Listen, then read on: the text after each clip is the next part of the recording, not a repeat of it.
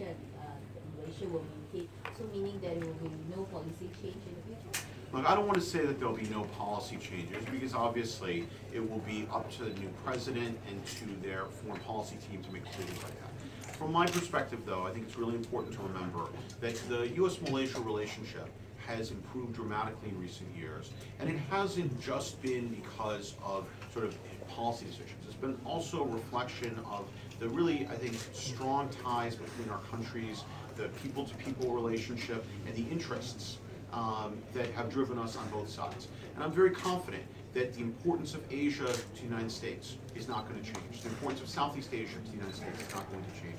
The importance of Malaysia within Southeast Asia, in the broader region, and obviously bilateral in the United States is not going to change.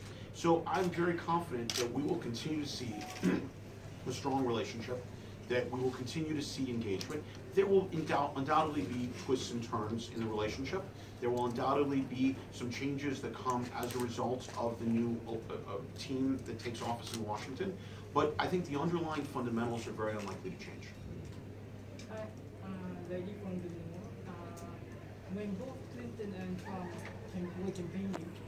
Well, I think that first of all, I think it's very important to recognize that the United States has one president at a time, and so President Obama has said that he's very committed to passing the Trans-Pacific Partnership in his time in office.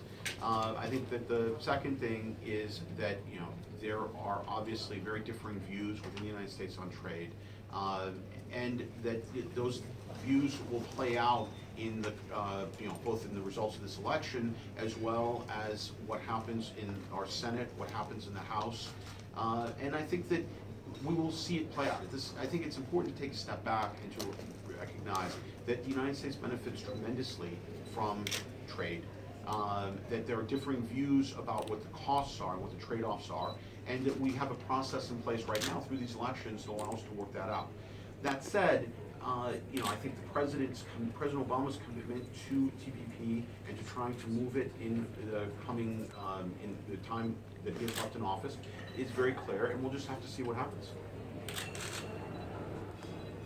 There is any president who would be better for Malaysia-American ties?